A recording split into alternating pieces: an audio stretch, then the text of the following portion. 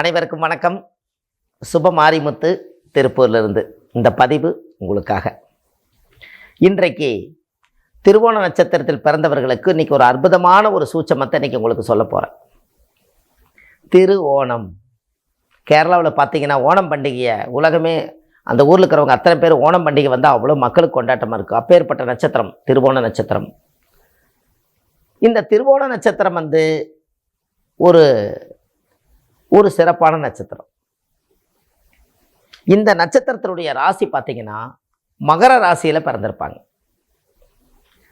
இந்த திருவோண நட்சத்திரத்தில் மகர ராசியில் ஒருவர் பிறந்து அவங்க வாழ்க்கையில் திருவோணம் என்ன, மகரம் என்பது முதல வீடு.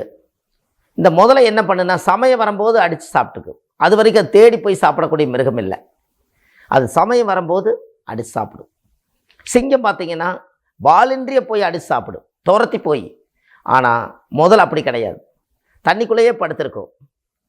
அந்த எண்ணத்தை பூரா வச்சுக்கிட்டே படுத்திருக்கு. யாராவது வருவாங்களா தண்ணி குடிக்கணும், கரெக்டாக அது அப்படியே பாறாங்கல் மாதிரியே படுத்திருக்கு. தண்ணி குடிக்கும்போது கப்புன்னு எட்டி ஒரே ராகு. அதுபோல தான் திருவோண நட்சத்திரக்காரர்களுக்கு சமயம் வரும்போது தான் சாதிக்க முடியும், எல்லா நேரம் சாதிக்க முடியாது. இதுக்கெல்லாம் சாதிக்கிறதுக்கு ஒரு நட்சத்திரத்தை நீங்கள் தெரிஞ்சுக்கணும் அல்லவா? அப்போ திருவோண நட்சத்திரத்தில் வாழ்க்கையில் ரொம்ப கஷ்டப்பட்டவங்க, மகர ராசியில் பிறந்திருக்கிறவங்க, கால புருஷத்துக்கு 10வது ராசி, கர்மா ராசி. இந்த ஜென்மத்தில் மனித பிறப்பெடுத்து நிறைய புண்ணியங்கள் எல்லாம் சேர்த்து வச்சு குழந்தைகளை எல்லாம் பெற்றெடுத்து இந்த பூர்வ ஜென்மத்தில் இருக்கக்கூடிய ஊழ்வினை கர்மா தோஷத்தெல்லாம் இந்த வம்சாவளி சாபத்தை போகிறாம் நீக்கக்கூடிய ஒரே நட்சத்திரம் திருவோண நட்சத்திரமே. இந்த திருவோண நட்சத்திரத்துக்கு இருக்கக்கூடிய மகா சக்தி அவ்வளோ பெரிய பவர்ஃபுல்லான நட்சத்திரம்.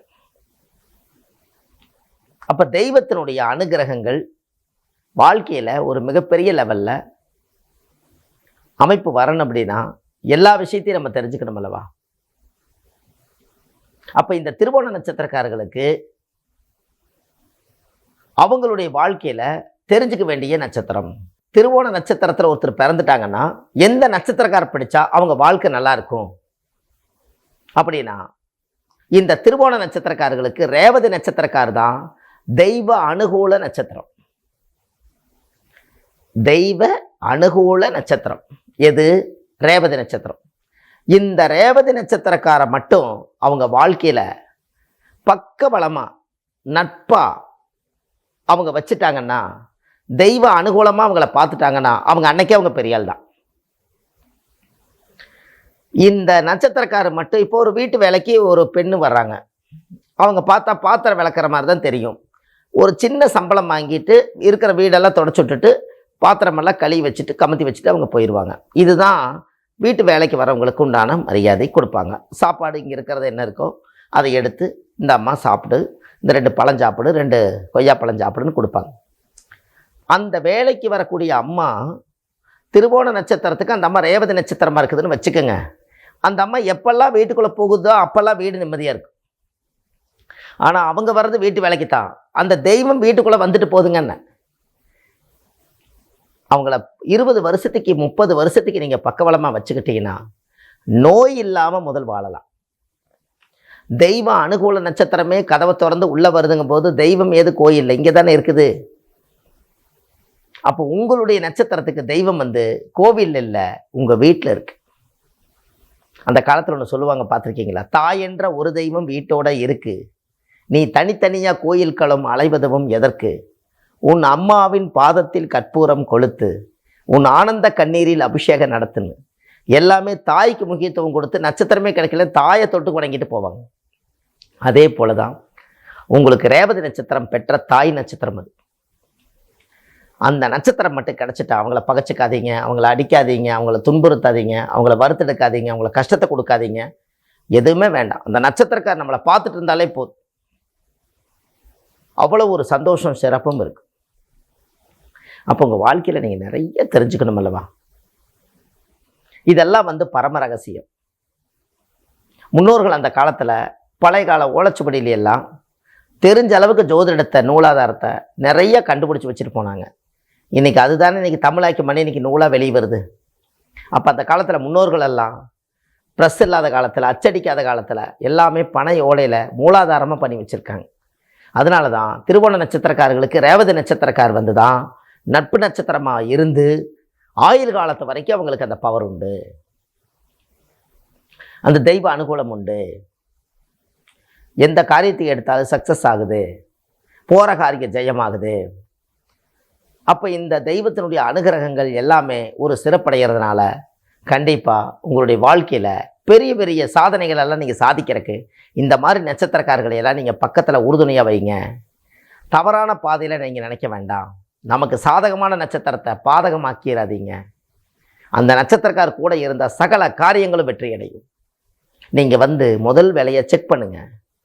ஒரு காரியத்துக்கு அவங்கள கூட்டிகிட்டு போங்க, அந்த காரியம் சக்ஸஸ் ஆகும். உங்களுடைய கர்ம வினைவே தீர்க்கக்கூடிய நட்சத்திரம் உங்களுக்கு ரேவதி நட்சத்திரமே.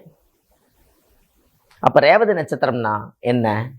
ரேவதி நட்சத்திரம் மீன ராசியா? அப்போ உங்கள் வீட்டில் 4 மீனை வாங்கி விட்டு அதுக்கு டெய்லி ஒரு தீவனம் பண்ணி இன்னொரு 4 உயிரை நீங்கள் வாழ வச்சாங்கன்னா அப்போ இந்த திருவோண நட்சத்திரக்காரர் நல்லா இருப்பாங்களா? இன்னொரு 4 உயிர்கள் வாழ்ந்துட்டு இருக்குதா? உங்களால் ஒரு கொஞ்சம் சாப்பாடு கிடைக்குது, அதுக்கு ஒரு புண்ணியத்தை வீட்டில் சேர்த்து வைக்கிறீங்களா? இதெல்லாம் நீங்கள் பண்ணலாம். ரேவதி நட்சத்திரக்காரு